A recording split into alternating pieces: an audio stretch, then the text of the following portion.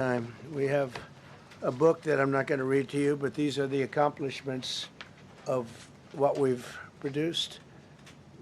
All page after page after page, individual things. I could stand here and read it for a week and we wouldn't be finished. But we've done more than any other administration has done by far in terms of military, in terms of ending wars, in terms of completing wars. Nobody's really seen very much like it. I think it's appropriate that because Minnesota is so much in the fray, and I say to my people all the time, and they're so busy doing other things, they don't say it like they should. They're apprehending murderers and drug dealers and a lot of bad people, and these are just some of the more recent ones that we have, and I can show you some of the people, vicious, many of them murderers. These are all out of Minnesota, just Minnesota. I say, why don't you talk about that more? Because people don't know. Do you want to live with these people? International murder. These are people that are living, they're apprehended and either put in jails in their country from where they came, and the countries respect us, and so they actually put them there. In the old days, they didn't respect our country. Biden wouldn't do this because he let them all in. You know, if you didn't have open border policies of Biden, none of this, all of the things all of the time that we spend talking about Minnesota and everything else, most of them are coming from out of the country. And it's been caused by a previous administration. Look at this, one after one. Boy, these are rough characters. These are all criminal, illegal aliens that, in many cases, they're murderers, they're drug lords, drug dealers. They're the mentally insane. There's some of them who are brutal killers. They're mentally insane. They're killers, but they're insane. These are just in Minnesota. In California, it's worse. In other states, it's worse. No, Minnesota, the crime is incredible. The financial crimes are incredible. And the problem is because of the agitators and insurrectionists, whatever you want, troublemakers, but they're paid agitators and insurrectionists. Nobody talks about the fact that $19 billion at a minimum is missing in Minnesota, given to a large degree by Somalians. They've taken it. Somalians, can you imagine? And they don't do it. A lot of very low IQ people, they don't do it. Other people work it out, and they get them money, and they go out and buy Mercedes-Benzes, and they come from here, they have no money. They never had money. They never had a life. They never had a government. They never had a country, because there's basically no country. Somalia is not even a country. They don't have anything that resembles a country. And if it is a country, it's considered just about the worst in the world. They come here and they become rich and they don't have a job. I was told that Ilhan Omar is worth $30 million. She never had a job. She's a crooked congressman. So here's another one. And I have, oh, by the way, we just took out, these are all what ICE is doing. And it's a dangerous job. These are rough people. Weapons. This one here is very bad.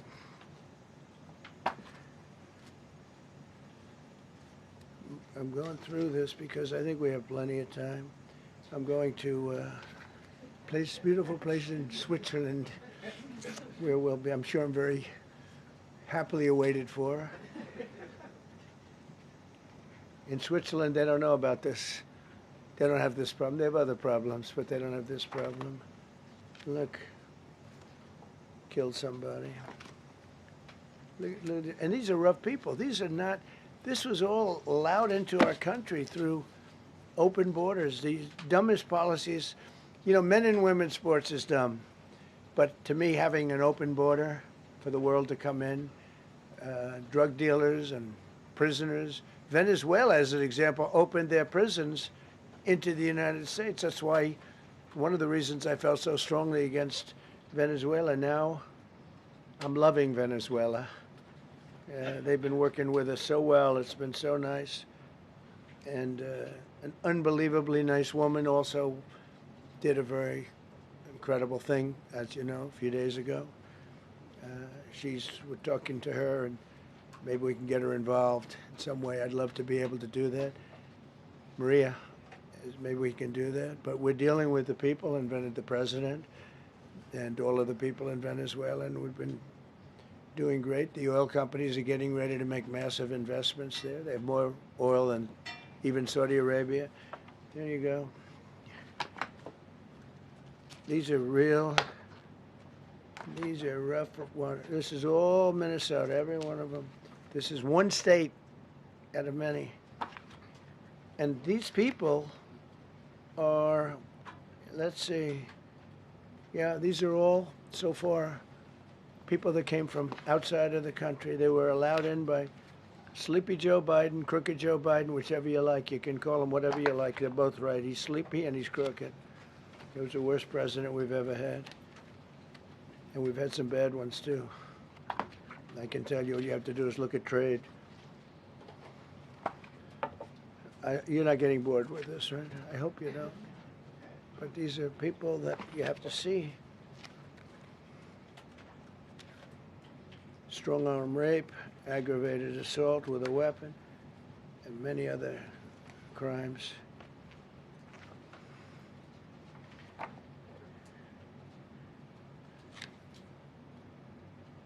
Gang member, known as one of the toughest people around. These are tough people. So this is what the people are trying to protect, because all ICE wants to do is get them out of our country, bring them to prisons and jails and mental institutions from where they came. That's all they want to do.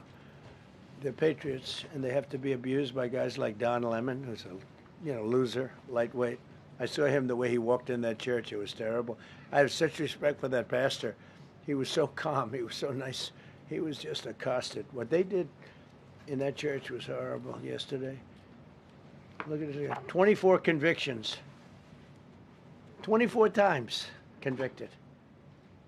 They're not charges. These are convictions. So he comes from outside the country. Do you think he's going to be good here? He's convicted 24 times. He's going to be good here, right? It doesn't work that way. It's a man murder. It's one of many. One of many. All they want to do is get him out. They want to take him out of our country. And we're met with paid agitators and insurrectionists, troublemakers. They're paid. You know, when the woman was shot, and I felt terribly about that. And I understand both sides of it.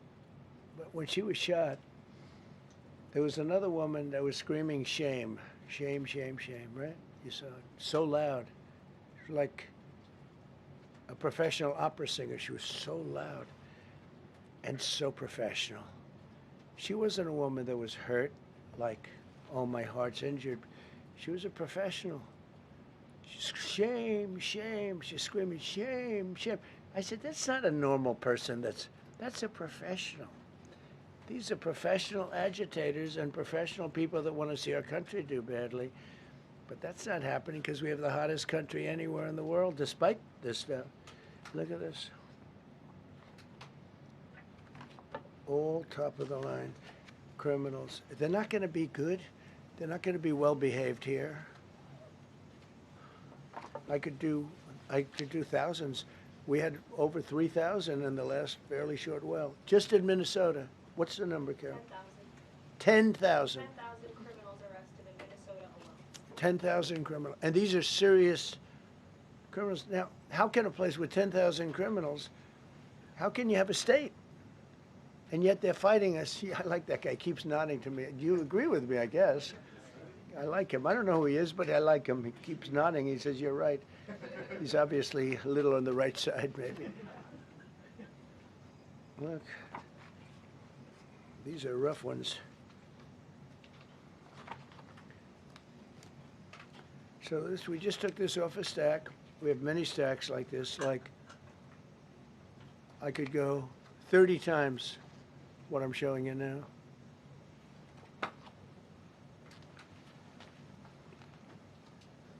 Relations with Hezbollah, that's nice.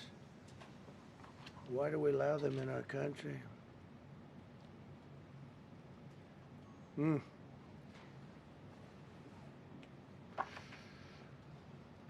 just looking at these charges. It's just pretty incredible. Many murderers, many murderers. People that murdered.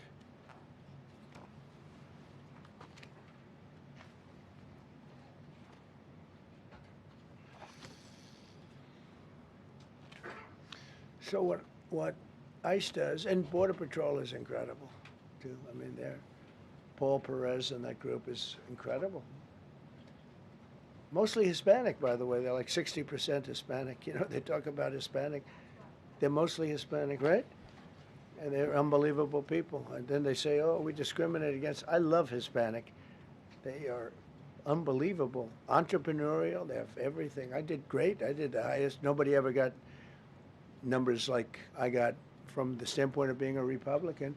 But even if you look at Texas, I won the entire border along Texas, between Texas and Mexico. It never happened before. Nobody's ever done that before. I did it. As a Republican, I did it. I love the Hispanic.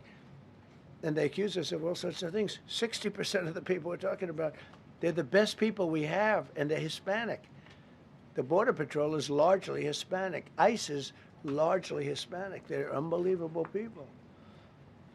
I don't know how they can take the abuse. They're taking rough people like this, like all of them. We have 10,000 at least. I could have done 10,000 of them. You're lucky I only did like 100. And this isn't even the worst of the group. They have murderers. They have some people we can't use their picture for legal reasons, but they're up for murder in their own country. And we jeopardize their case. When we send them back and we coordinate with other countries. A tremendous amount of work. All allowed in here by an open border policy of the worst president in the history of our country. A man that didn't win the election, by the way. It was a rigged election. Everybody knows that now. And by the way, numbers are coming out that show it even more plainly. We caught him. So I just want you to know that it's a terrible thing. Here's the book on accomplishments. And this is something, I'm glad my finger wasn't in that sucker. That could have done some damage, but you know what? I wouldn't have shown the pain. I would have gone back. Boy, did you hear that? That was nasty. But I would not have shown the pain. I would have acted like nothing happened as my finger fell off. That was nasty. I think somebody did that. It was him. It was my man. How were you? You didn't do it. I know you did. I know you didn't. So, but here's the book. These are all things we have. I'm going to read a few of the samples, but look at this. These are all, each line is something that we did. Nobody did that before. And it's big stuff, too. Look, we have the hottest country in the world. So, I will read you a few. We ended Biden's stagflation. We were in stagflation. That's a disaster. That's far worse than inflation. As you know, he had the biggest inflation in the history of our country. They say 48 years. Pick your choice. But they had the biggest inflation in the history of our country. We have it right down to a normal number now. We're going to get it even a little bit lower.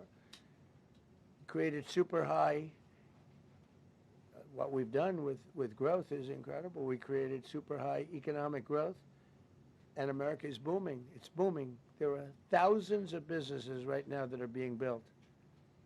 Many of the biggest factories in the world are being built right in our country. They're not going to other countries. They're leaving other countries.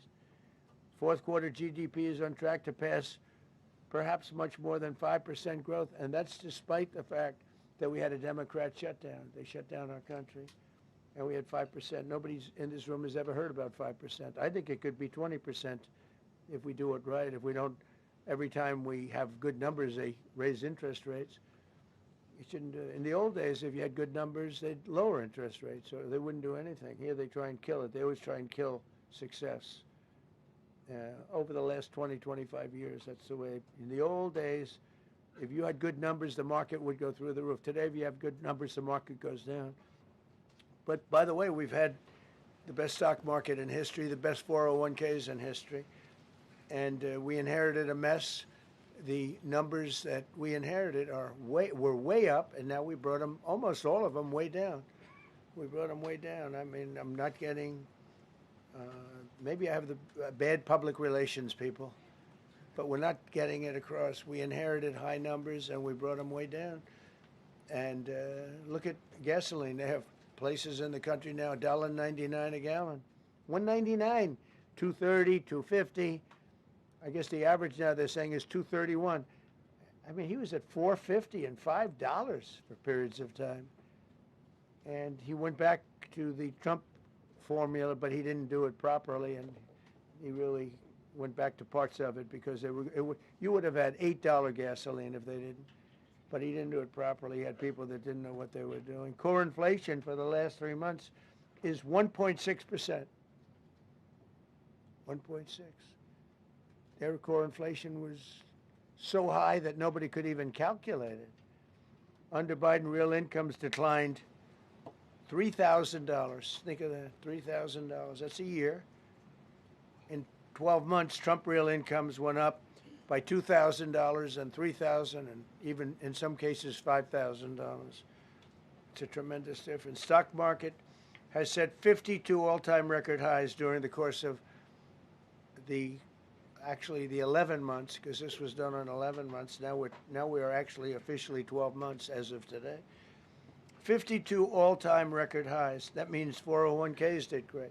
I have people see me all the time, policemen that guard us really well, and got to know them a little bit. And they said, "Sir, you're making me look so good. My 401k is through the roof. My wife thinks I'm the greatest genius, that I'm a financial genius, like Warren Buffett."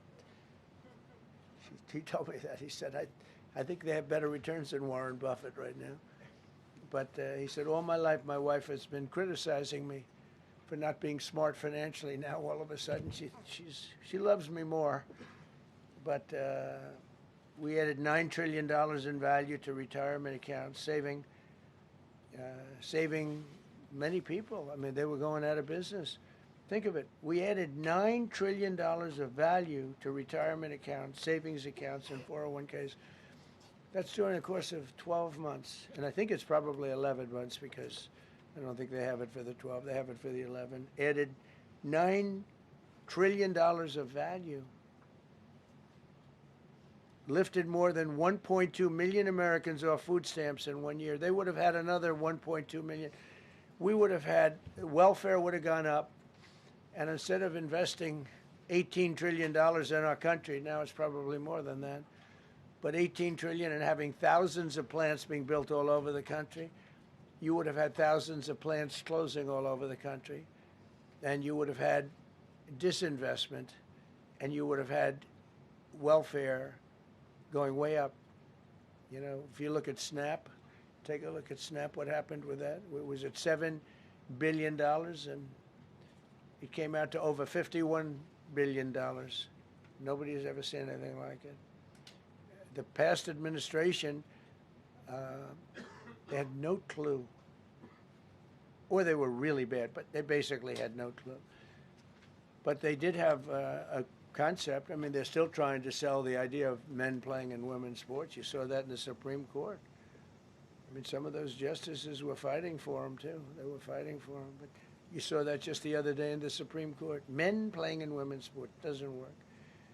Secured a record-breaking $18 trillion in commitments for new investments. Apple, NVIDIA, SoftBank, Oracle, TSMC, Johnson & Johnson, Eli Lilly and Company, Micron, AstraZeneca, General Motors, Hyundai, Ford, Honda, GE Aerospace, many, many others. I left a Ford plant a week ago in Michigan that they were going to close 2 years ago, and now they just announced that they're going 24 hours around the clock making cars.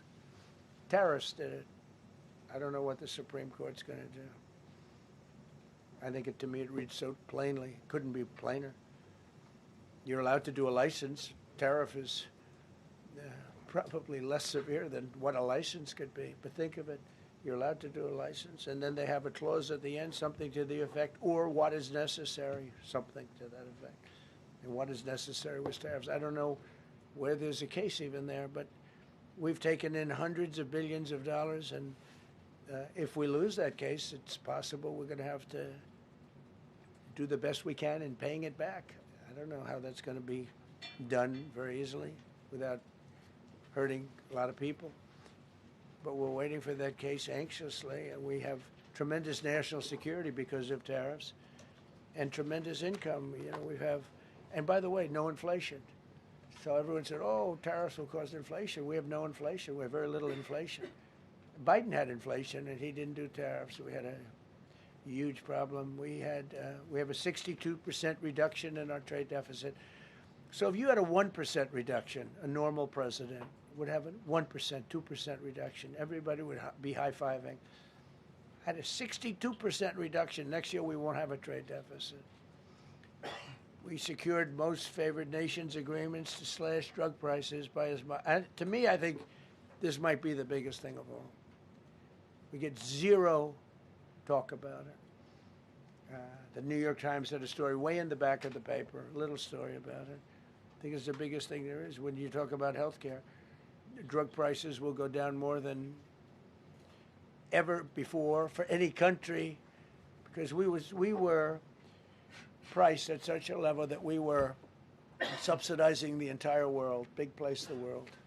We were paying 10, 12, 13 times more than other countries. 13 times more, not 13%, 13 times more. A pill that was selling in London for $10 would sell in New York for $130. It's 13 times. More than that even. But we secured most favored nations agreements to slash drug prices by as much as 300, 400, 500, and even 600%, including with Pfizer, AstraZeneca, Eli Lilly, Nova Nordisk, Gilead Sciences, EMD, Serenio, and many others. If you look at some of the prices that are coming down, where a price would come down $1,300 coming down to $87. Think of it. So something that was costing $1,300 is now costing $87. And the fake news doesn't want to write about it. That's why I do this. I don't like to do this, to be honest with you. But I do it because got to get the word out. We signed one big, beautiful bill. I call it the Great Big Beautiful Bill, delivering the largest tax cuts in history. No tax on tips, no tax on Social Security, no tax on overtime.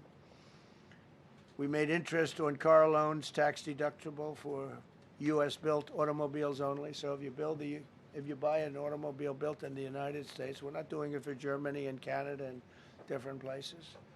We're doing it only if it's built here. We want them to be built here. A lot of the Canadian auto plants are closing and they're moving into the United States. Same thing with Mexico, same thing with Germany, and same thing with Japan and other countries. They're moving into the United States because of tariffs. Because they don't want to pay the tariffs. It's too much. They can't pay the tariffs. So they're coming here. Nothing different than what other smart countries did. But it works better for us. Under my leadership, it's not done properly, but it's done properly. We have, again, more plants being built than at any time in the history of our country. Passed the largest spending cuts in American history, and that was true in my first. You know, we had a tremendous first term also. We rebuilt our military. We had one of the best. We had the best economy in the history of our country, but we're blowing it away now. When this stuff starts opening up, you're not going to see anything like it probably ever again. We slashed the federal budget deficit by 27% in a single year. Think of that, 27. You know, you could do it 2%, 1%, 0.5%, 27%. And that's with all of the things we have to do, all of the people we have to put on the payroll to get rid of people that are murderers. Again, when you see people in Minnesota that are murderers, these people are fighting to keep them there. And I say to Christie and to Tom Homan, the great people, they're working so hard. Look at the border. The border is now secure. First time, Biden said you couldn't do it. You need legislation. I had no legislation. I said close the border. Within 1 month, we had almost nobody coming in. Now for the last 8 months, nobody came into our country illegally. And I find that hard to believe because you'd think somebody, because it used to be millions of people just poured into our country. And the people that do that are Democrat sort of aligned. So, I mean, they're not doing me any favors. We had nobody come in. We have a very strong border. We have very few people coming up. They're not going to make the trek because they know they probably won't be coming in. So it's not as hard as you think. But I didn't have to go back. Remember, they said, we need legislation to close the border. They had millions of people coming in a month. We have nobody coming in. And we're getting the murderers out. Murderers, people from prisons and jails. Many countries opened up their prisons and dropped them into the United States. Those are the people who are getting out. And we have a lot of heart. And I said, you got to lighten up on this. We have a lot of heart for people. They came in illegally, but they're good people, and they're working now on farms, and they're working in luncheonettes and hotels and all. And we're looking to get the criminals out right now, the criminals. And I think it's very important. I mean, every once in a while you see a story, we take somebody. He should be out because they came in illegally. So in theory, they should be. But we're focused on the murderers, the drug dealers, the mentally insane. We have a lot of mentally insane killers. I mean, you can't even talk to them.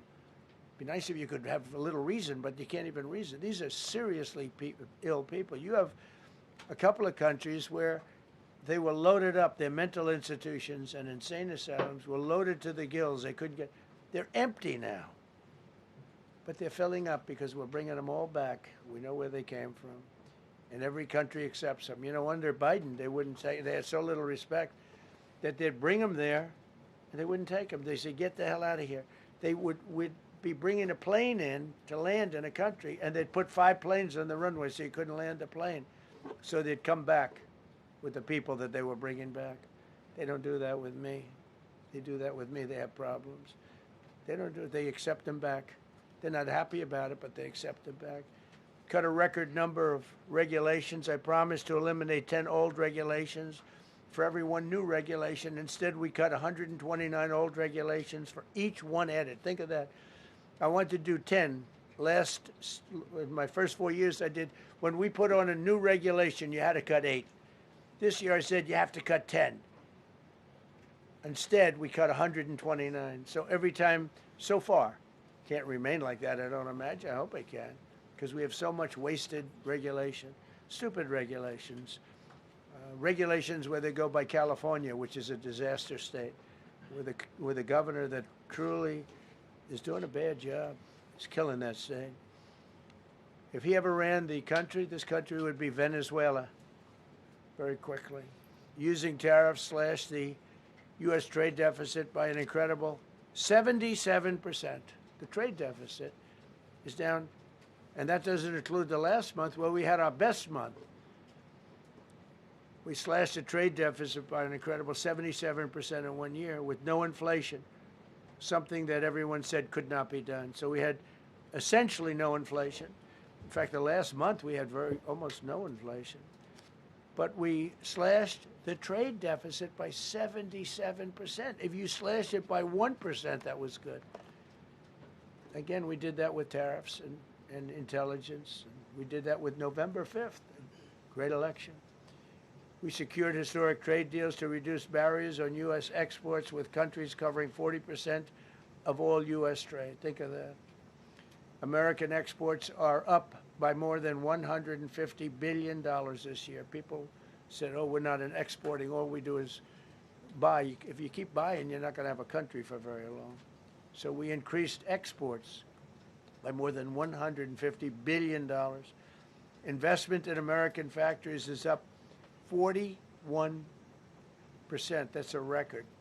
Nobody goes 41% up. You go 2% up, 1% up. You go down by 3%. If Kamala got elected, the 41% up would be 41% down. We removed over 270,000 bureaucrats from the federal payroll. That's another thing.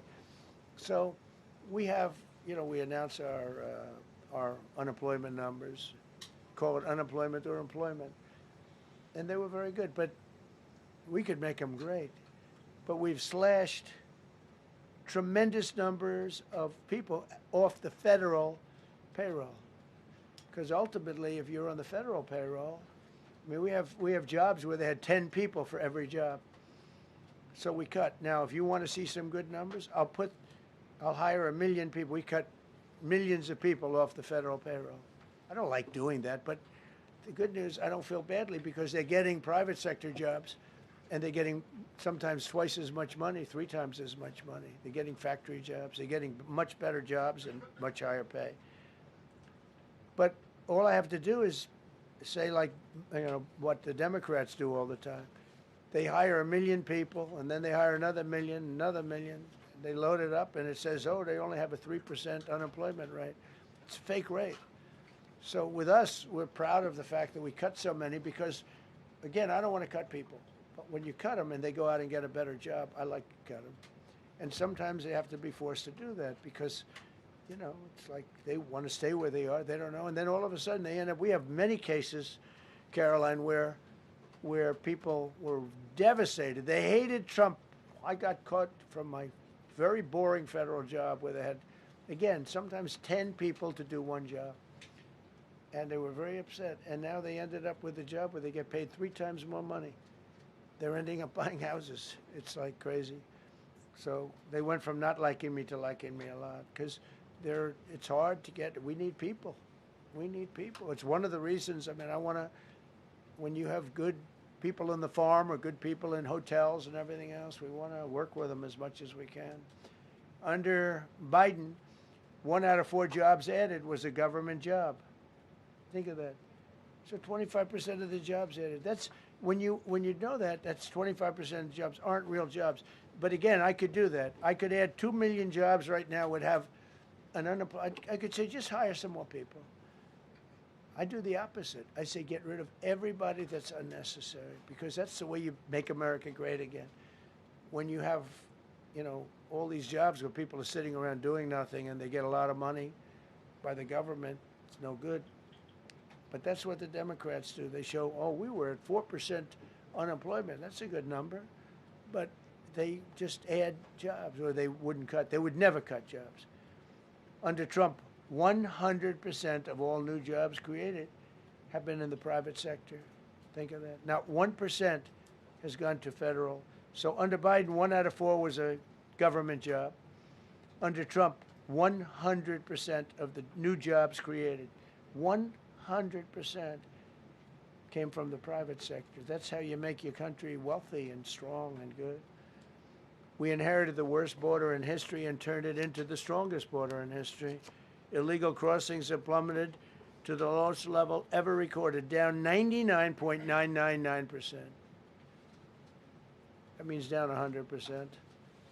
99.99. Now, I want to find out who that one person is. For 8 months in a row, 0, and these are government numbers, these are not my numbers. For 8 months in a row, 0 illegal aliens were admitted to our country. 0. Nobody came in, unless they came in legally. We have a big process for having people come in legally, by the way. A lot of people are coming in legally. They have to prove they love our country. They have to prove that they're not going to need welfare. A lot of things they have to prove. For the first time in 50 years, we are now seeing reverse migration, where because we're getting all of these illegal people out. People that came in illegally, in many cases they're criminals, in many, many cases. Remember when they used to say that the people that come into our country as immigrants are very nice people, they're wonderful people, they don't commit crime. No, they make our criminals look like babies. They make our Hell's Angels look like the sweetest people on earth. The Hell's Angels are now considered a nice, high-quality person. I like the Hell's Angels. They voted for me. They protected me, actually, believe it or not. But they make our criminals look like babies. These are some of the most vicious people anywhere in the world. They came from the Congo. The prisons, I know the Congo because I ended the war with the Congo and Rwanda. Tough group, very tough group. They came from prisons in the Congo. Some of the toughest, meanest people you'll ever meet. Thank you very much. They allowed them to come into America. These are tough people. Before my election, 100% of net job creation was going to foreign migrants. Since my inauguration, 100% of the net jobs created have gone to American-born citizens. That's a big thing. In other words, we're now taking care of our people. 100% of net jobs created have gone to the American-born people. Before that, we didn't care. Designated Tren de Aragua, MS-13, and the Mexican drug cartels as foreign terrorist organizations, and we've hit them hard. You've seen what we've done on the water. We're starting to do that on land. The land is much easier, actually. Water is incredible. We did that on the water so that when you do it on the land, they don't go to the water. Nobody's going into the boat business right now, I can tell you. 97% down drugs coming in by water. Think of it, 97%. Nobody ever heard of that before, 90. They heard 2%, 1%. It went up 2%. 97, and we're looking for the 3%. Who the hell are the 3%? They're crazy. But we've taken out almost 100% of the drugs coming in by water. Now we're going to be very shortly starting drugs coming in by land. We know exactly where they're coming from. Removed tens of thousands of illegal alien gang members, drug dealers, murderers, child predators, human traffickers, fraudsters, savage criminals, and others. We removed them from our country. They're out. They're gone. In some cases, they're so dangerous that we put them in jail because we don't want to give them to their country. Their country doesn't do anything, and they end up coming back. We have some that they're so bad that we don't want to really release them. We want to put them in a jail where we know they're properly ensconced. Think of that. Remove tens of thousands of illegal alien gang members, drug dealers, murderers, child predators, human traffickers, fraudsters, and savage criminals. Why wouldn't you want them removed? The reason is because these are insurrectionists that are doing this work. And, you know, they're going to make mistakes sometimes. ICE is going to be too rough with somebody, or, you know, they're dealing with rough people. They're going to make a mistake sometimes. It can happen. We feel terribly.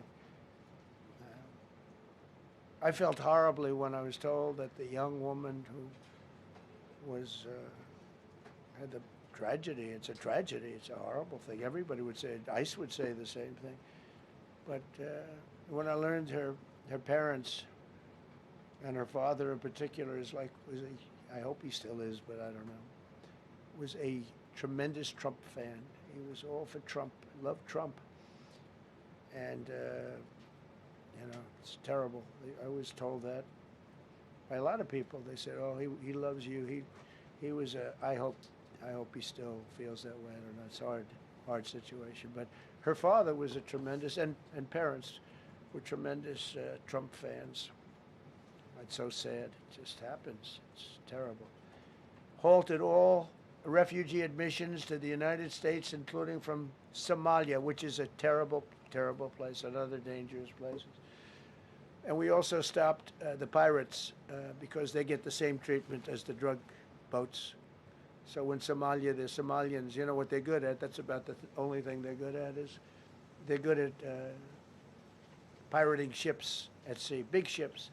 So you have a huge oil tanker with millions of gallons, millions of barrels of oil. And if it gets hit by a big weapon, the whole thing blows up. And they don't want to fight because if they do, they're told by their insurance companies, do not hand over the ship. And they're not allowed to have any guns on the ship. They're literally, you have these massive ships being taken over by a Somalian small boat with a big weapon. Because if they hit the side of the ship can blow up. I mean, you talk about a blow up. Bad. We've seen some bad things happen. And the insurance companies, some of these ships cost more than $1 billion to build. And the insurance companies say, look, we'd rather give them money than take a chance on $1 billion insurance policy. But they don't have to worry about it because we hit them the same way we hit the people with the drugs in their boat. They don't know what the hell happened. But all of a sudden, there are no pirates at sea. Do you notice? We haven't had a boat taken in a little while. Came out of Somalia, really corrupt place. It's not a country. They don't have government. They don't have anything. I always hate to see this. Ilan Omar, she comes from Somalia, a backward country, probably the worst country. They say it's the worst country in the world, if it's a country. I don't even think it's a country. There's no organization, no anything. They don't have police. They don't have military. They don't have anything. They just have people running around killing each other and trying to pirate ships. But she'll come here, comes, and then she wants to tell us how to run our country. The Constitution says that I am entitled to this. I can't stand her. Terminated all taxpayer-funded benefits for illegal aliens and kicked 275,000 illegals off of Social Security. They were illegally getting Social Security. 275,000 people. I'm telling you, it's not that this is pleasurable, but if I were an elected president, this country was going to be destroyed quickly, very quickly. I think within a year, if you had Kamala or a Joe type. I mean, Joe was a disaster, but if you had Kamala, he was the replacement. I was up by like 25 points on Joe, and they said, hey, let's get somebody else. This never happened. Well, I had so many firsts. You're leading somebody by a lot, and they say, oh, let's take him out. Let's put somebody. That's like I said to Dana White the other night. I said, you know, Dana, it's like you have a fighter, two fighters. One guy is winning by a lot. And they say, oh, let's take this guy out. Let's put a new fighter in the ring with him. That's what happened to me. I was doing great with Biden. The whole campaign was against Biden. All the money was spent against Biden. And all of a sudden, I got Kamala. Everyone said, who the hell is she? But that didn't work out too well for them. But never happened before. We are about lots of firsts. Designated English as the official language of the United States of America. We did that very powerfully. And while we're at it, we also took the Gulf of Mexico, and now it's the Gulf of America. Because we have 92% of the shoreline. It always bothered me. I'd say, you know, we have most of the shoreline. Mexico has a small percentage, talks about 8%. We have 92%. And I said, why is it the Gulf of Mexico? It should be the Gulf of America. I was going to call it the Gulf of Trump, but I thought that I would be killed if I did that. I wanted to do it. I wanted to. My people worked so hard. Sir, I don't think it'll look too good. I'm telling you, it's a good thing. And it'll be hotter than ever, I said. No, but I decided not to do that. I'm joking, you know, when I say that. I was not going to call it the Gulf of Trump. Because tomorrow it'll be, Trump wanted to call it the Gulf of Trump, but he was rebuffed by his people. My people don't rebuff me too much. The Gulf of Trump, that does have a good ring, though. Maybe we could do that. It's not too late. No, we have the Gulf of America now. It's great. Our country is proud for the attack on Venezuela, the attack on the Iran nuclear capability, wiped it out. I mean, first administration, Soleimani, the father of the roadside bomb, al-Baghdadi, the father of ISIS, who was rebuilding ISIS. We wiped them out. Done a great job. Signed an order that will end birthright citizenship for children of illegal migrants. You know, that case is in court right now. That case was meant for the children of slaves. All you have to do is look at the years. Look at the years where the cases were filed and where the decisions were made. They were right at the end of the Civil War. They're trying to say that, you know, China's making a big business out of that. They come to the country, they have a child, the American citizen, they get all the benefits. It had nothing to do with that. That was for the children of slaves. And I hope the Supreme Court so rules. Designated fentanyl as a weapon of mass destruction. It is. We lost, I believe, 300,000 people this year. 300,000 people. That's like filling up one of those big football stadiums 5 times. It's not even believable. I mean, you could be in a war and you wouldn't lose that many people. So we designated fentanyl a weapon of mass destruction. Conducted numerous successful military strikes against narco-terrorists operating in our hemisphere, including the water strikes. Drugs brought in by ocean. So I told you that we're down by, I mean, close to 100%. It's hard to get somebody to pilot those boats. Very hard. They have to be people that don't watch television, don't read the news. And we just blew up their facility. They had a docking facility where the drugs were stored. And now we have a great relationship with Venezuela. We're getting along fantastically with the leadership in Venezuela, so we wouldn't have to do that. This was done before the attack. But we captured and brought to justice the outlaw dictator of Venezuela, Nicolas Maduro, who, through drugs, killed millions of people in our country. Tremendous drug dealer. Also sent millions of people into our country, including Tren de Aragua, the worst gang. They say it's the worst gang in the world. They took over parts of Colorado. They just take the apartment building. They just took it away. Just took it away like we're here. They cut the hand off one man because he called the police. Who called the police? I did. You took my apartment from me. Boom. No hand. This is what they sent us. Restoring law and order, new category. D.C. and Memphis, federal task forces deployed massive numbers of federal law enforcement officers and National Guard to restore safety. Crime down in D.C. is almost down to nothing. D.C. was a very, very dangerous place, and I think you probably know better than I do.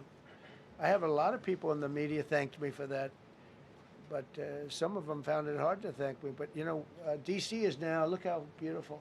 D.C. is now, you can walk right from here to a restaurant, right through the center of town. You can be with your child, with your loved one, with your lover.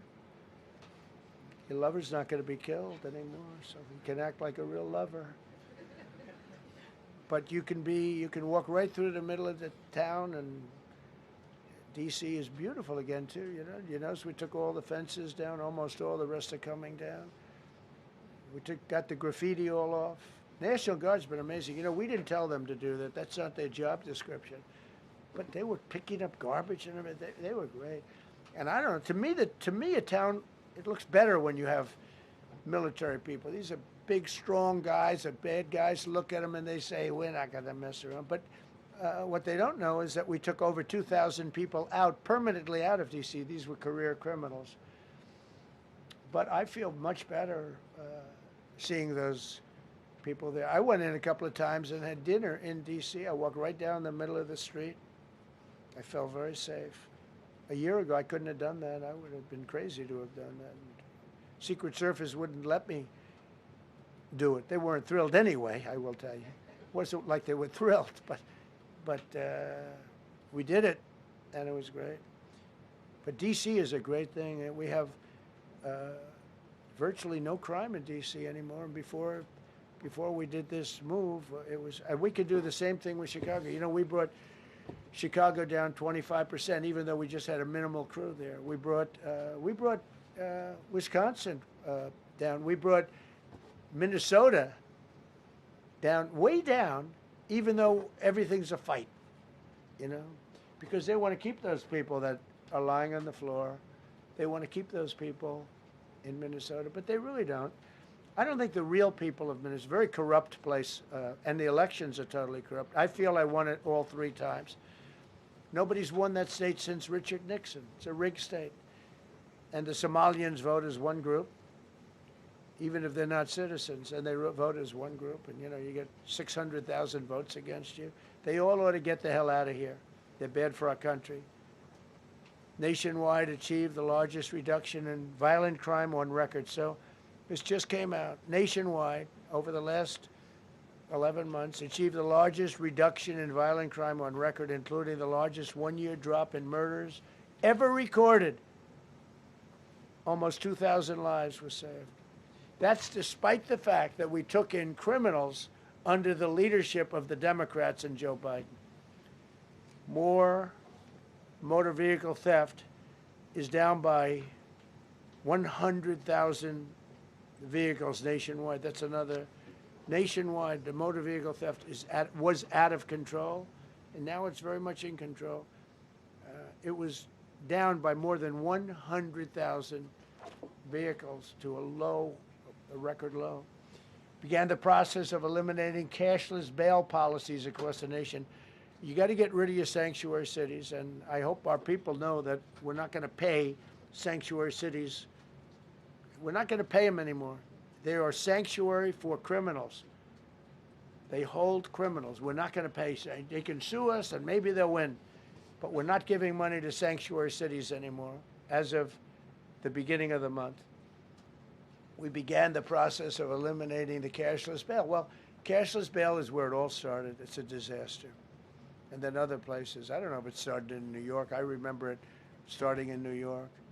So if somebody comes in, murders somebody, and they let them out, no bail, no nothing. Basically, cashless bail means you just get the hell out. And they go outside. We have one case where a guy murders somebody, gets released, and goes out and murders somebody. 2 people in one day. No, we got to get rid of cashless bail. They got to pay, got to have bail. There's a reason for bail, long tested. Signed an executive order to bring back mental institutions and insane asylums. We're going to have to bring them back. Hate to build those suckers, but you got to get the people off the streets. You know, we used to have, when I was growing up, we had in my area in Queens, I grew up in Queens, we had a place called Creedmoor. Creedmoor, did anybody know that? Creedmoor. It was a big, I said, Mom, why are those bars on the building? I used to play Little League baseball there, a place called Cunningham Park. Who's quite the baseball player, you wouldn't believe. But I said to my mother, Mom, she would be there, always there for me. She said, son, you could be a professional baseball player. I said, thanks, Mom. I said, why are those bars on the windows? Big building, big, powerful building. It loomed over the park, actually. She said, well, people that are very sick are in that building. I said, boy, I used to always look at that building and I'd see this big building, big, tall building. It loomed over the park. It was sort of, now that I think, it was a pretty unfriendly sight.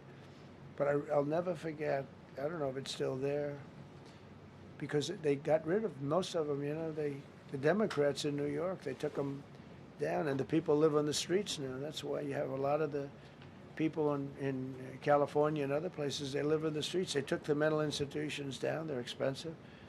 But I'd say, why does that building have those bars? Boy, it wasn't normal. You know, you're used to looking at like a window. But this one, you look at it, all this steel, vicious steel, tiny windows, bars all over the place. Nobody was getting out. It's called a mental institution. That was an insane asylum. Designated Antifa as a domestic terrorist organization, and many others. It is. America is respected again on the world stage. That's another topic. Obliterated Iran's nuclear enrichment capability, and Operation Midnight Hammer was one of the most successful anyone's ever seen. CNN fake news. I don't know where they are. CNN. Anybody from CNN here? Fake news. Nobody wants to raise their hand anymore. They used to, oh, yeah. Now if you're with CNN, you don't raise your hand. But they said, well, maybe it wasn't that successful, which I really was angry because these pilots took their life in their hands. 2 o'clock in the morning with no moon, dead dark, guns shooting at them. They went in with those beautiful B-2s, and every single bomb went down an air shaft and obliterated it. And CNN came out and said, well, maybe it wasn't, by a scam writer who wrote, you know, fake stories, a lot of fake stories on other topics, right? Because when we did it, we said, that's a terrible thing. You know, the pilots came back and they said, we hit everything. They did a great job. Then on top of that, we launched from a submarine about 30 Tomahawks on top of everything else. The place was obliterated. CNN said, well, maybe it wasn't that bad. Turned out it was worse than it was. You know who could tell you that? The Iranians would tell you that. Because if they do anything, they're going to have to start a brand new place. But they did an amazing job. That was like what we did with Venezuela. I mean, nobody's ever seen a military operation like that. Ended 8 unendable wars in 10 months. These were unendable wars. Cambodia and Thailand fighting for years. Kosovo and Serbia. The Congo and Rwanda. Pakistan and India, they were really going at it. 8 planes shot down. They were going to go nuclear, in my opinion. The Prime Minister of Pakistan was here, and he said President Trump saved 10 million people and maybe much more than that. They're both nuclear countries.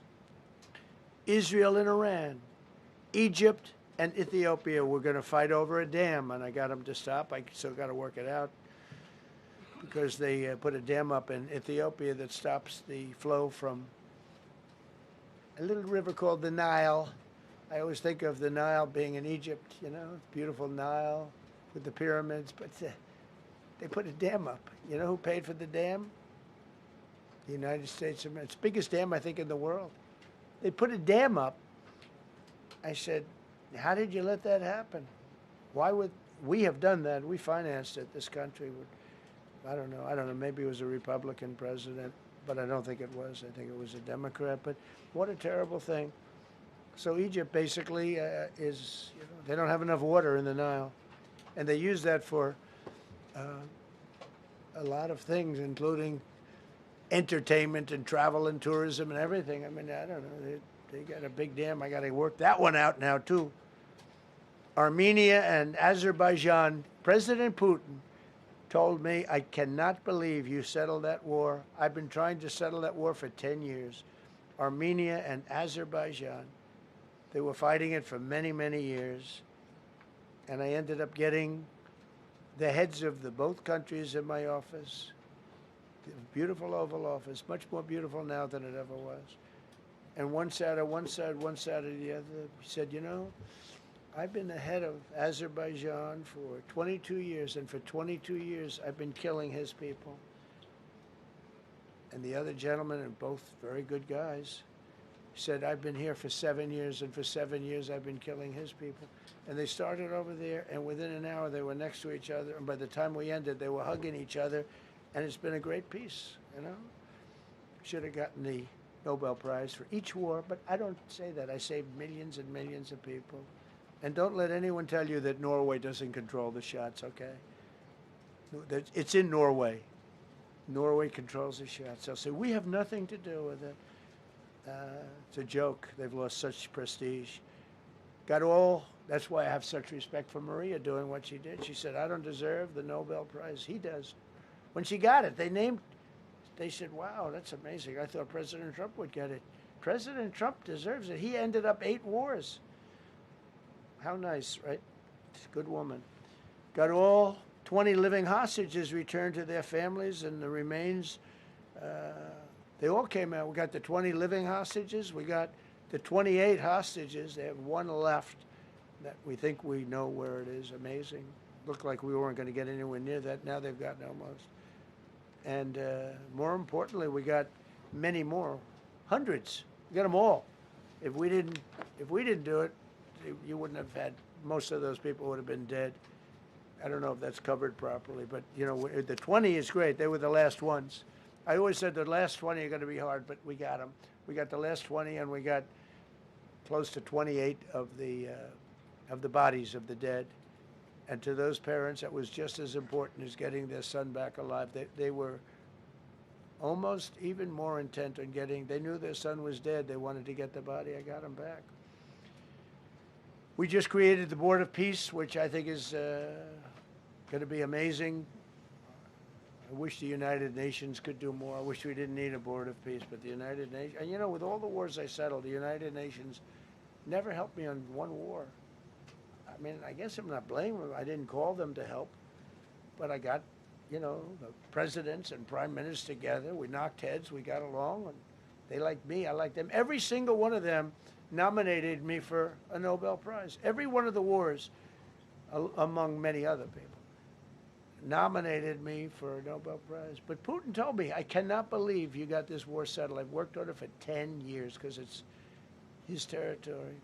Rescued 83 American hostages and citizens detained from abroad without paying a lot of money. Paid no money. apprehended terrorists responsible for the Abbey-Gate bombing that claimed the lives of 13 U.S. service members in Afghanistan, the lowest point in the history of our country. That was a Biden disaster. I was getting out, but I was getting out with dignity and strength. We were the boss. Oh, we were the boss. They wouldn't do a thing against us. And this very stupid person got in, and what a shame. They should have left from Bagram, which is the big military base, which has hundreds of acres around it. Should have left from Bagram. Terminated visas of Hamas sympathizers and deported pro-jihad foreign nationals. Got NATO members to agree to raise defense spending to 5% of GDP from 2%, and they paid the 5%, and they didn't pay the 2%. And by the way, I did more for NATO than any other person alive or dead. Nobody's done for NATO. And I think for the most part, they'll tell you that. I think you could ask the Secretary General about that, but he said it a lot. I've done more for NATO than anybody, and I see all this stuff, but NATO has to treat us fairly, too.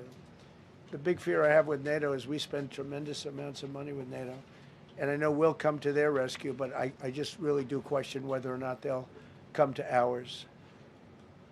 You know, I'm just asking. Just saying, right? You remember during the debate? Just saying. Signed $1 trillion investment in U.S. military. And next year, we hopefully will go to a $1.5 trillion. We're building battleships that are 100 times more powerful than the battleships of World War II, which are the big, beautiful, those big, beautiful things with the guns. I said, what about bringing them out of dry dock? They said, sir, what we're building will blow them away. Think of it. These ships are 100 times more powerful than the battleships that you see on Victory at Sea. Do you ever see Victory at Sea? What a great thing that is to watch. Renamed the Department of Defense into the Department of War, which everyone loves, by the way. Signed landmark critical minerals deals with Australia, Malaysia, Thailand, Ukraine, Japan, and many others. We're going to have so much rare earth. It's actually not that rare. Getting it processed is rare, but there's a lot of rare earth. There's a lot of earth around, I can tell you. Withdrew from the corrupt World Health Organization, where we were paying hundreds of millions of dollars a year. So we were paying $500 million a year, and China was paying $37 million a year. I said, why aren't we paying the same as China? They said, well, nobody asked. I said, China's got 1.4 billion people. We have 350 million, probably, with all the illegals, you know. China probably knows more accurately. But we have much smaller in terms of the number of people. We have a much more powerful military, but we have much smaller. I rebuilt the military during my first term, by the way. And while they gave away a lot to Afghanistan, the Taliban, which was just horrible seeing them, every year seeing them do that military down some dirty street is a disgrace. But while Biden gave a lot of it away, it's a tiny fraction compared to what we did. I rebuilt the military, and now we're continuing to build it. And bigger and better, we need it. Peace through strength.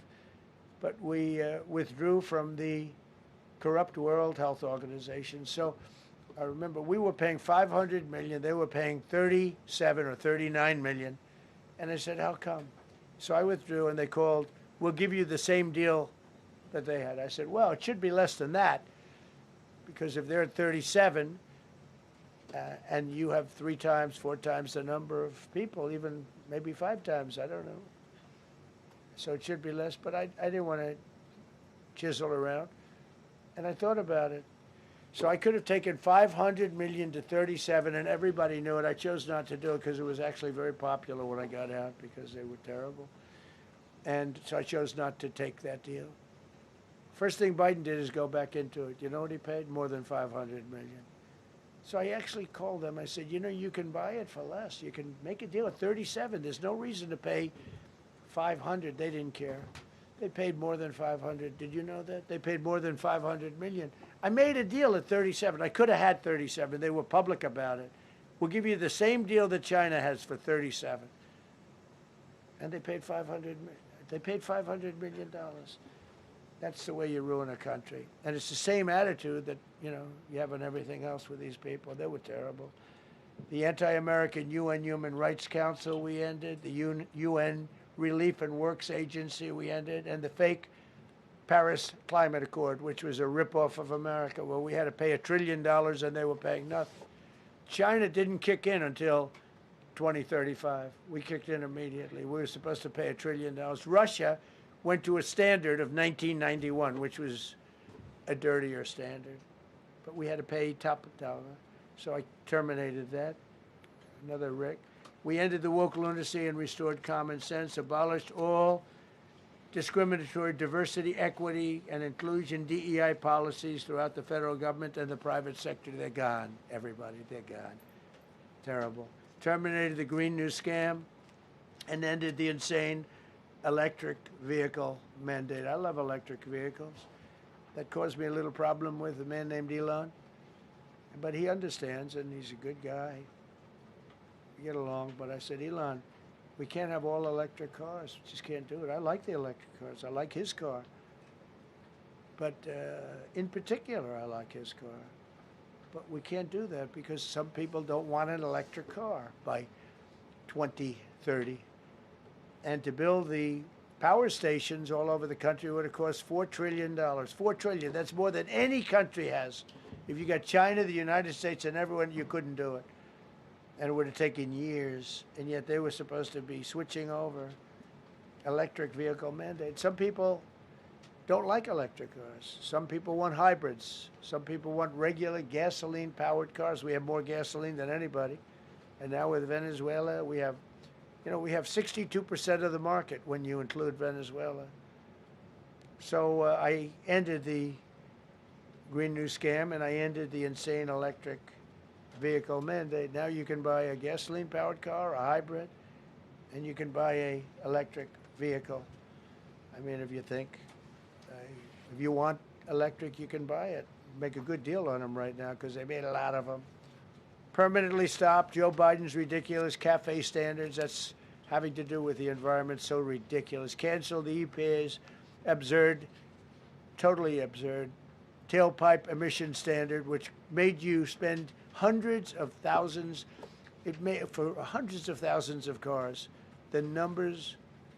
The cost numbers were incredible that the consumer has to pay. Imposed 25% tariff on all foreign automobiles and 100% tariff on Chinese cars, which don't come into the country because of tariffs. Only because of tariffs. We didn't have tariffs, you wouldn't have any car. We have now more car factories being built in the United States than ever before because of tariffs. If they take those tariffs away, China will eat our lunch. They'll take all of our car business. Now, there's another way of doing it, but it's more cumbersome, et cetera, et cetera. I don't want to scare you, but it's much more cumbersome, not as good for national security as this. We have a perfect system right now. We're making a fortune. We've never been stronger, and I hope the Supreme Court does the right thing for our country, because if they don't, it's such a problem. It's just so, it would be so sad. We're doing so well because of tariffs. And the people that are heading up the lawsuit, like there's a guy named Leonard Leo, who's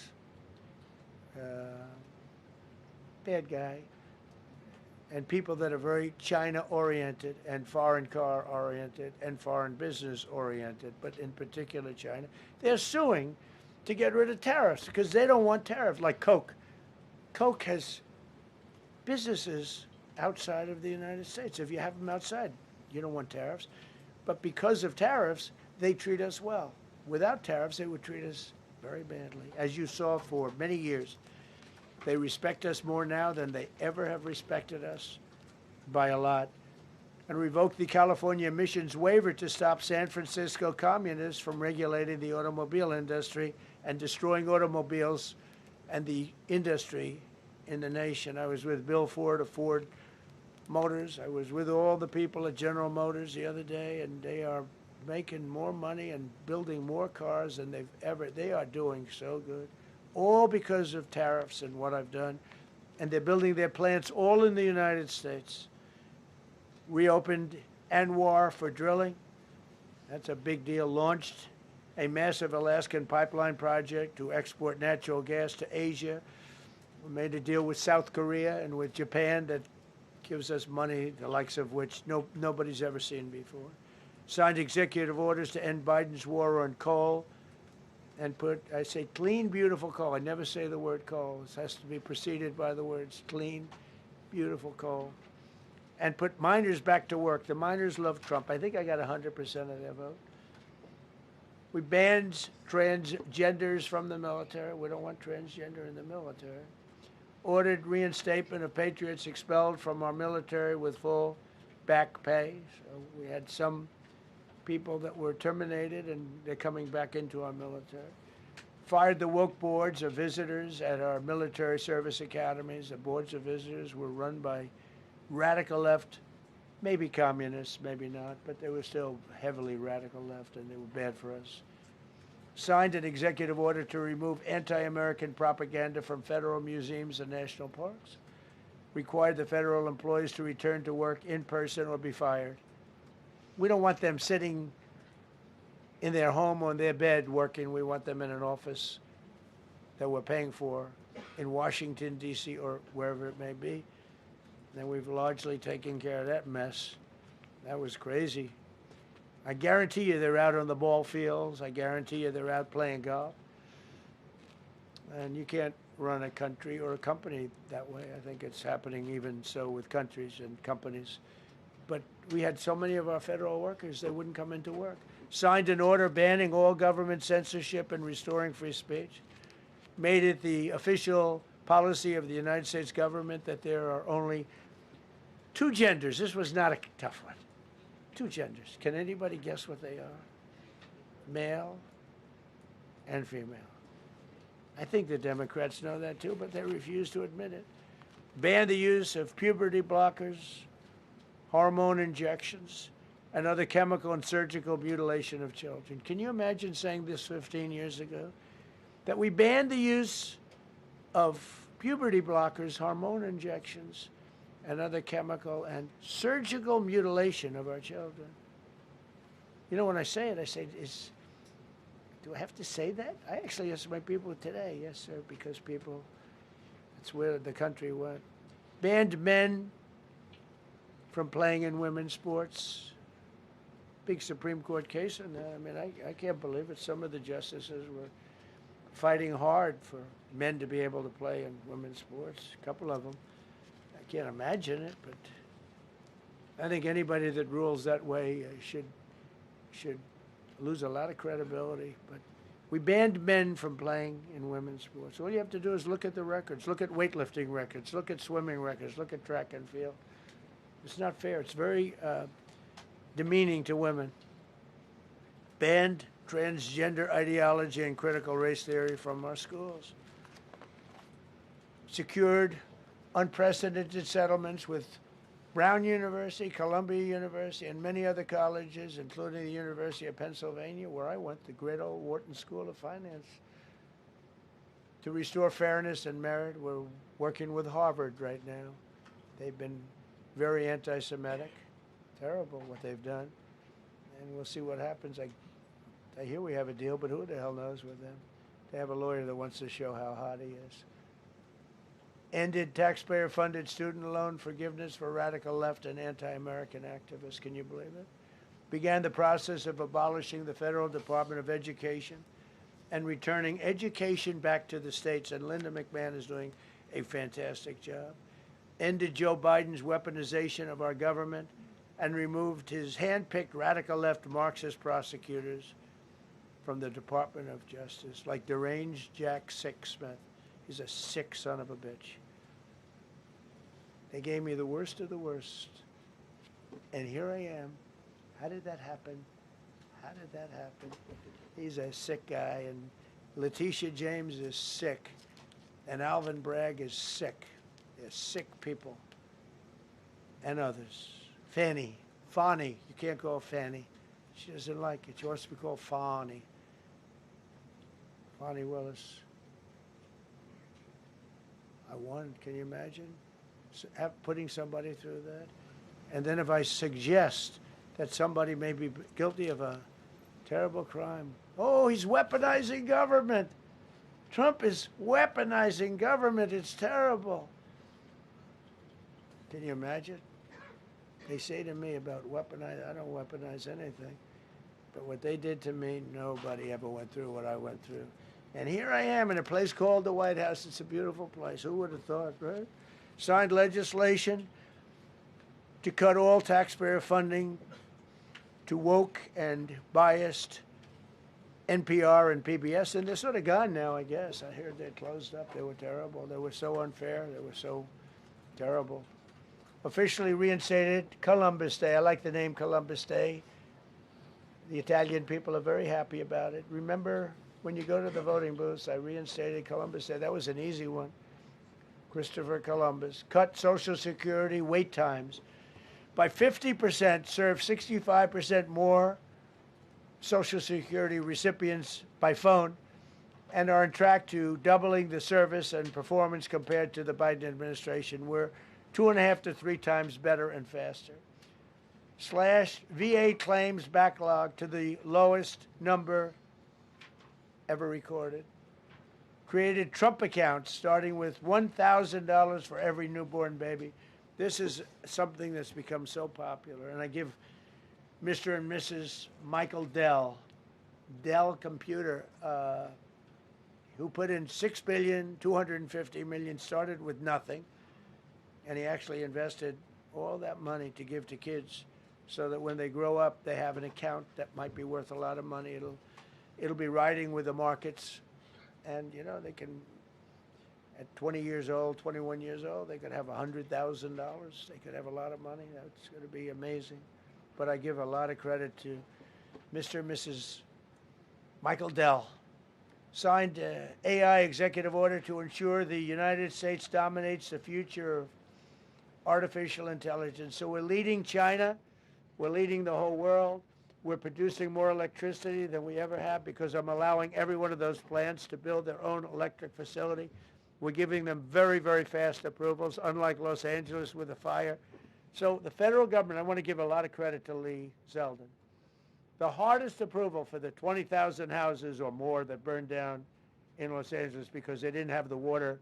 They didn't allow the water to come down from the Pacific Northwest. They routed the water into the Pacific Ocean. So we had no water there. No, he had. I would say open up the water. Open it up to the governor, to the mayor.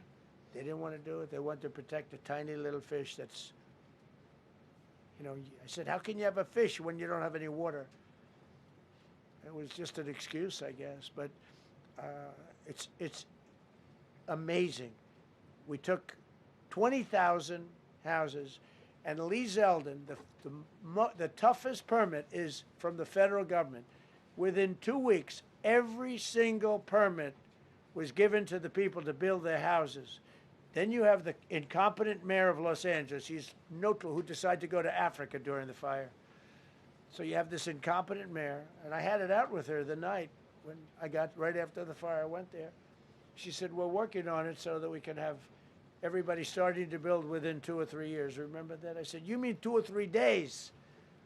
No, I mean 2 or 3 years. And the place went crazy. Well, they still haven't gotten their permits. But every federal permit, every single one has been given a year ago. And Lee Zeldin has done a great job. And he's done a great job in the approval of all these big plants and factories and all of the electricity that they're creating for themselves. I said to Zuckerberg, I said to all of them, I said to Jeff Bezos, I said to everybody. Mark Zuckerberg couldn't believe it.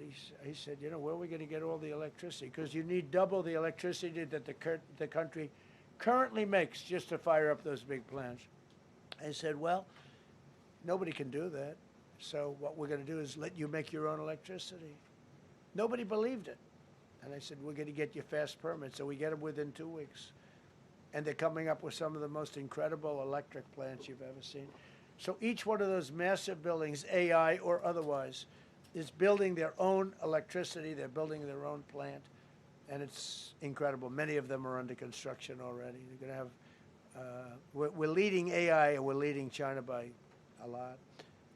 established a MAHA presidential commission, banned many artificial food dyes, as you know, issued new vaccine recommendations, and created new real food pyramid.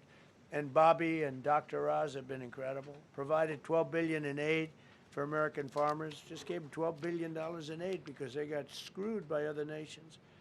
And the number of drug dealers have fallen every single month since I took office. Drug dealers are way down in the United States, and that's a small version of what's sitting right there. That's just a small version. We took a country that was dead, and it's the hottest country in the world right now, and that's after 1 year. So let's go. That's a lot of people. Go ahead, please. Yeah, go ahead. Thank you so much, Mr. President. I have two questions for you. One, do you want your Board of Peace to replace the UN? Well, it might. I mean, the UN just hasn't been very helpful. I'm a big fan of the UN potential, but it has never lived up to its potential. The UN should have settled every one of the wars that I settled. I never went to them. I never even thought to go to them. They should be able to settle those wars. They don't. I believe you got to let the UN continue because the potential is so great.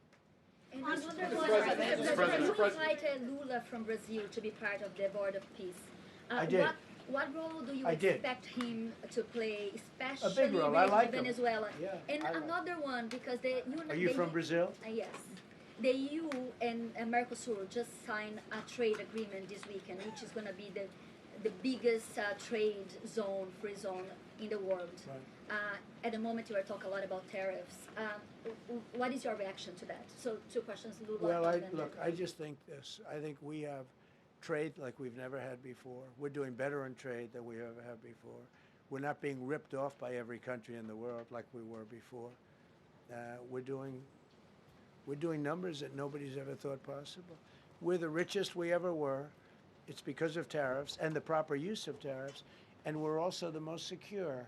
As an example, Iceland, without tariffs, they wouldn't even be talking to us about it. So we'll see what happens. I think it's going to work out quite well. Yeah, right behind. Thank you, Mr. President. How would you characterize your relationship with Emmanuel Macron and Keir Starmer right now? And have you spoken to them since your Truth Social post last No, I night? haven't, but I think I get along very well with them. I mean, they always treat me well. They get a little bit rough when they're, when I'm not around. But when I'm around, they treat me very nicely. And, I like both of them. They're both liberal. They've got to straighten out their countries. You can't, London is having a lot of problems. And if you look at Paris, got a lot of problems. They have two problems, immigration and energy. They got to stop with the windmills, and they got to go back like UK has an unbelievable asset called the North Sea. Norway uses it, makes a fortune. They have a better section of it, and they don't do it. They could straighten out their countries, and it would be good. But I get along very well with them. You told Norway's prime minister. Are you from Norway? No. You look like you would be from Norway. But she looks like she's from Norway. Go ahead. You told Norway's prime minister that you not winning the Nobel Peace Prize made you feel less obligated to think purely of peace. Well, I lost a lot of respect for Norway. And I believe prize very affect... strongly that Norway controls the Nobel Prize. But you have to understand, I settled 8 wars. I've had every one of those wars, every participant wrote, I didn't ask them to do it. They sent in strong they make recommendations for that. But I settled 8 wars. No president's probably ever settled 1 war. I don't know, think of it. I did 8. The reason I do it is because it's easy for me to do. And I didn't do it for a Nobel Prize. I did it because I'm saving a lot of lives. I'm trying to settle the final one. I'm trying to do Russia-Ukraine. And when Russia's ready, Ukraine's not. When Ukraine's ready, Russia's not. But they're losing 25,000 people a month on average. And I'm trying to get that one done. But no, I feel that Norway has tremendous control over who gets the Nobel Prize, despite what they say. How far are you willing to go to acquire Greenland? You'll find out. Mr. President, Kevin Hassett has said that those $2,000 tariff rebate checks would be up to Congress to decide whether or not to disperse that Do you agree with Kevin I don't Hassett on know. that, or do you think you can do that No, unilaterally? I don't think we would have to go the Congress route, but we'll find out. The reason we're even talking about it is that we have so much money coming in from tariffs that we'll be able to issue at least a $2,000 dividend and also pay down debt for the country. But we'd do a $2,000 dividend to the people of our country. Would probably set a limit of income limit where it made sense, but. We will be able to make a very substantial dividend to the people of our country. I believe we can do that without Congress. Last night on Truth Social, you said that the British plan to hand the base of Diego Garcia over to Mauritius and then rent it back was an act of great stupidity. Previously, you've backed that deal. Is it now your position that the deal should not go ahead? I think that they, when they originally were going to do it, they were talking about doing some concept of ownership, but now they're looking to essentially just do a lease and sell it, and I'm against that. It's a reasonably nothing like Greenland, but it's a reasonably important area of the globe, not to anywhere near Greenland, but I think they should keep it. I don't know why they're doing it. Do they need money?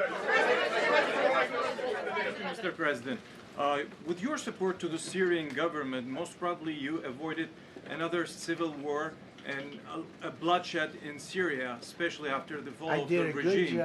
I did a good job. And the Syrian government, the last 2 weeks, had to use some force to implement its force on specific areas. And well, with to keep the prisoners, the terrorist prisoners, which are some of the worst in the world, at bay. So they were able to keep that. He's working very hard. The president of Syria is working very, very hard. Strong guy, tough guy, pretty rough resume. But you're not going to put a choir boy in there and get the job done.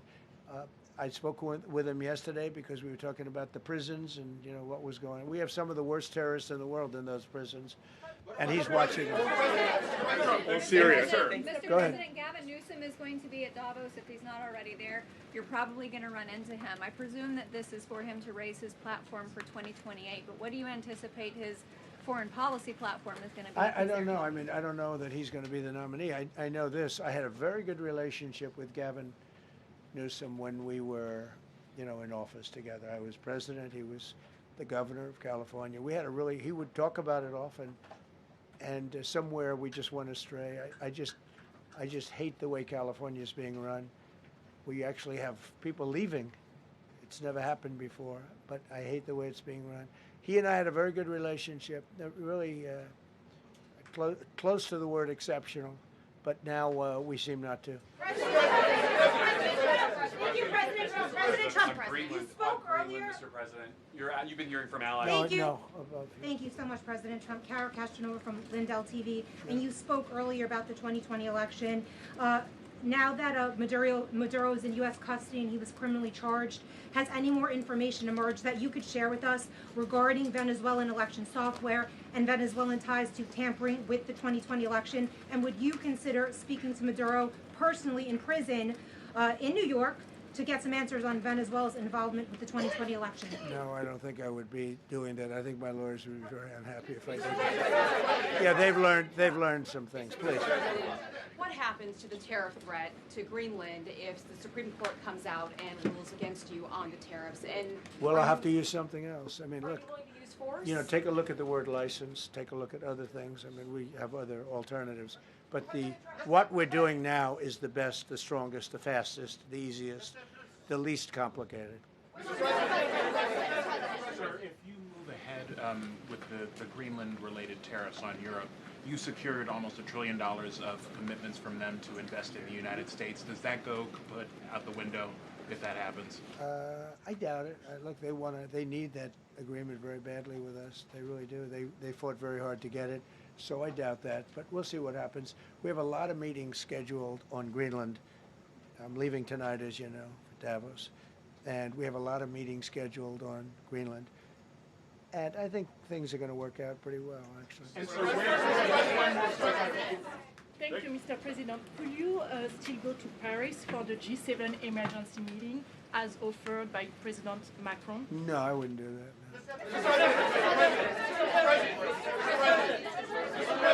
No. Because, you know, Emmanuel's not going to be there very long. And, you know, there's no longevity there. He's a friend of mine. He's a nice guy. I like Macron. But he's not going to be there very much longer, as you know. And I think, you know, I have meetings with the people that are directly involved, not some of the people you're talking about.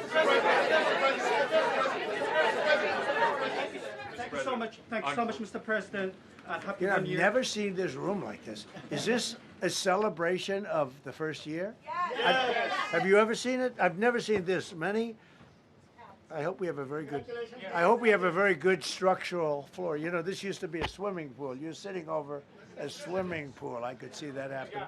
But we need a good structure here, don't we? Huh? Yeah. Mr. President. Thank you so much, Mr. President. Happy one-year anniversary. Thank you. And my question is on Syria. The Kurds, as the most loyal U.S. partners, facing attacks by some Syrian elements within the Syrian government. Will you do to ensure the Kurdish rights protected and their effective forces against terrorism in Rojava, Syria continue, as the Kurdish see you as a president does not abandon his allies? Well, I like the Kurds, but just so you understand, the Kurds were paid tremendous amounts of money, were given oil and other things, so they were doing it for themselves, more so than they were doing it for us. But we got along with the Kurds, and we are trying to protect the Kurds. That's correct. Ahead of your speech in Davos, can you give us a preview of what we can expect as far as, you know, laying out the plans for Americans to be able to buy homes? I think more than anything else, what I'm going to be speaking about is the tremendous success that we've had in 1 year. I didn't think we could do it this fast. Think of it, it's just now 12 months, and you know, I say it often, we have the most successful country in the world. We have the hottest country anywhere in the world by far. And this country would have been absolutely stone cold dead. And I'm going to be talking about it. I'm going to be, because, you know, a lot of them could use some of the advice as to what we did. They need energy. You take a look at their energy policy, they're going to destroy themselves with what they're doing with the windmills and all the nonsense. They need energy help badly, or they're going to be in big trouble, and they need immigration help badly. How much longer do you want to go? Call with. I do. I have a very important call with President Erdogan, who I like a lot. All right, one or two more questions. Go ahead. Thank you, Mr. President. During Go your ahead, second, please. Go ahead. One Thank you, question Mr. about President. Red. Yes. Thank you, Mr. President. The red blouse. Go ahead. You talked a lot at the beginning of this about the economy, some positive economic indicators. Polling shows the majority of Americans don't feel the economy is doing well. Are you worried you're making the same mistake as President Biden by No, telling the... I hope I don't make the same mistake as him. Look, I inherited a terrible, it's a great question, because we inherited a terrible, terrible mess between the border, between all the problems. The whole country was falling apart. And in 12 months, less than 12 months, in 12 months, we have the strongest border we've ever had. We have prices that are much, much lower than they were for the last. We inherited very high prices. We inherited, remember this, inflation was at a historic high. We had never had inflation like that. They say 48 years, but whether it's 48 years or ever, we had the highest inflation, in my opinion, that we've ever had. Prices, because of that, were very high. I inherited, we brought down eggs immediately. Remember the first news conference, they were screaming at me about eggs. I was in the position for 2 days, and we brought eggs down to lower than what they were before. And by the way, they continue that way. We brought the prices down from when I came into office and from what Biden had, way down. We're going to bring them down further. But the job we did is a miracle. One of the reasons I'm doing this today is to explain. We inherited a mess, and we've made it a beautiful, beautiful picture. Think of gasoline at $1.99 in many states. $1.99 a gallon. It was $4.50, $5, in some cases $6 or $7. We're at $1.99. And energy is so big that with energy, everything else comes down. But the prices are coming way down, and we're going to bring them down further. But we started up here with these guys. We inherited a country that was broken. We inherited a country, and I have a very warm spot. We've done very well with Venezuela. And by the way, that even in itself is going to help us bring down the oil prices. I mean, the Venezuelan oil, we've taken 50 million gallons of oil. We've taken 50 million barrels of oil out of Venezuela in the first 4 days. We've got millions of barrels of oil left. We're selling it on the open market. We're bringing down oil prices incredibly. And when they come down, and they've already come down, again, $1.99 a gallon for oil. Nobody thought they'd ever see it. All right, one or two more.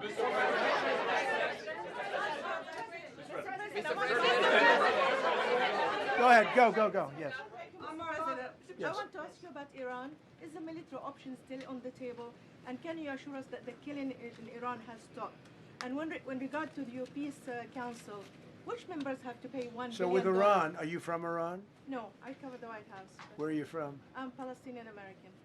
So with Iran, they were going to hang 837 people, and I let them be known that, and we let them know that if that happens, that will be a very bad day for them. And they decided not to do it. They didn't hang the people. I can't tell you what's going to happen in the future, but supposedly they've taken that off the table. But they were going to, last week, they were going to hang on Thursday or Wednesday. They were going to hang, I think, 837 people, and they didn't hang anybody. So we're just going to have to see what happens with Iran. Is the military option off the table?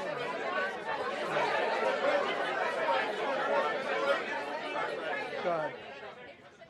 Thank you, Mr. President. President Trump. Thank you, President Go Trump. ahead, please. Thank you, Mr. President.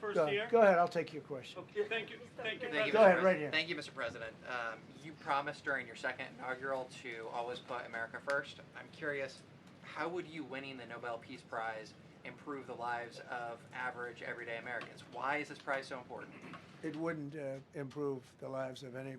What improved the lives of people are people that are living. I saved probably tens of millions of lives in the wars. You know, if you add up the numbers, just if you look at any one of those wars, you're talking about millions of people. You multiply it times 8. But when you look at India and Pakistan, that could have been 10, 15, 20 million people. Could have been more than that. So I saved millions of people. So that, to me, is the big thing. What?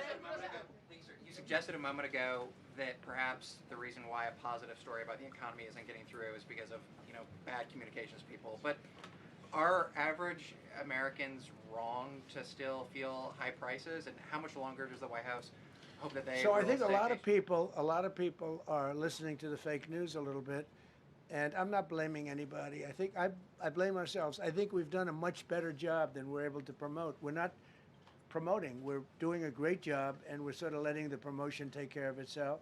One of the reasons I'm doing this news conference, I think it's important. We have taken a mess and made it really good. It's going to get even better.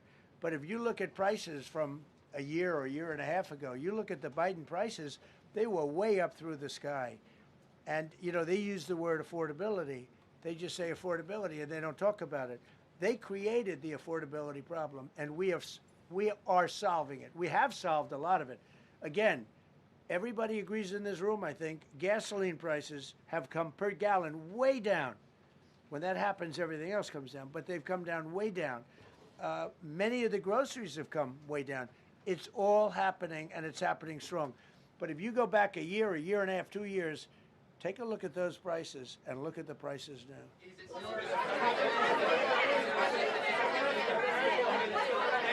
Mr. President of Venezuela, you made a condition. Where are you from? I'm from Spain. Nice place. Thank you. You made a condition that the political prisoners should be freed. It seems that they are not being as fast as they promised in the beginning. Would that be an issue for the current government? They've agreed that they're going to let, I guess, most of them out. All of them. Depends on what they did, but they have released a lot of. Released a lot of political prisoners in Venezuela. Mr. President, earlier on last year, you had indicated that you wanted to take back the Panama Canal. I know we've heard a lot about Greenland. Is that still on the table? I don't want to tell you that. Sort of. I must say, sort of. That's sort of. Okay, one more. Yes, blonde, blue. Yes, go ahead, ma'am. Go ahead with the blue, holding the computer. If a consequence of your determination to take control of Greenland is the ultimate breakup of the NATO alliance, is that a price you're willing to pay? You mean the breakup of it's very the interesting. NATO alliance? So I think something's going to happen that's going to be very good for everybody. Nobody's done more for NATO than I have, as I said before, in every way. Getting them to go up to 5% of GDP was something that nobody thought was possible. And pay. At 2%, they weren't paying. At 5%, they are paying. And they're buying a lot of things from us, and they're giving them, I guess, to Ukraine. That's up to them, but they're giving them to whoever they're giving them to, but they're buying a lot. I think that we will work something out where NATO is going to be very happy and where we're going to be very happy. But we need it for security purposes. We need it for national security and even world security. It's very important. How about it? Thank you very much. First of all, last year you told me that you believe that the reason you won an election is because God put you in this place so that you could save the world. Looking back 1 year, do you feel like God is proud of the effort that you've put in? I do, actually. I think God is very proud of the job I've done. And that includes for religion.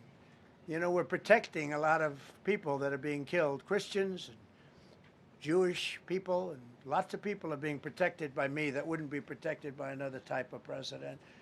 No, I think a lot of people are very proud of the job we've done. We've had an amazing year. This has been one of the greatest years. Even some people that wouldn't necessarily love me instinctively, they're saying this was an incredible year. We've had an incredible year economically. Look at our border. Our border was a disaster.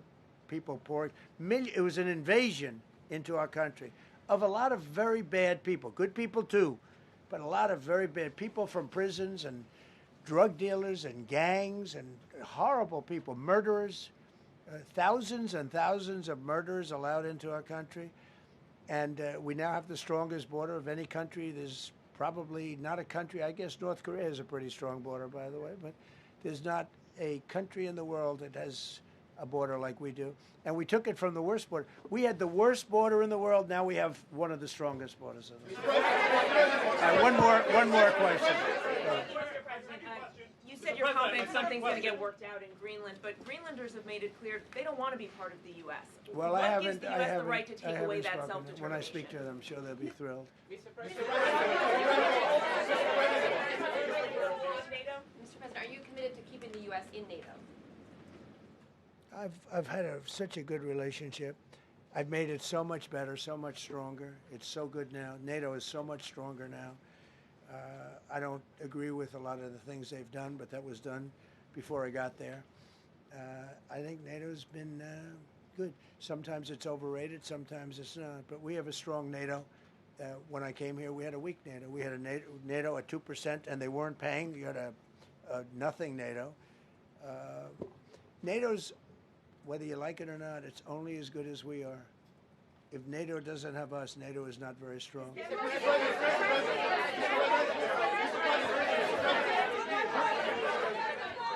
Thank you. Yes, no, behind you, please. Thank you, President Trump. Yes, go ahead. Greatly appreciate it, sir. We heard a long list of accomplishments from the last year. Could you cherry pick the top three? And then looking forward, what are your three most important priorities in 2026? So I think the building of a really powerful military has been a great achievement, and that would include the Venezuela thing. That would include the attack on Iran and the wiping out of the nuclear threat. I think that's been really amazing what we've done militarily. I think what we've done in business has been incredible. We have $18 trillion coming in. Plants are being built all over. Thousands of plants are being built all over the country. 18 trillion is a record. No country has ever come anywhere even close to that. I think that's a record. And I think that most favored nations for drugs is something that nobody thought they'd be able to get. Tariffs helped me there because the nations would have never gone along with it if I wasn't able to say, if you don't go along with it, we're going to put a 10 or 15 or 20% tariff on your nation. And they went along. And our drug prices are going to come down at numbers never even seen before, never even thought possible before. So those would be three things. Thank you. Thank you all very much. Thank you very much. How much would you pay for Greenland, sir? How was the game? Go Indiana.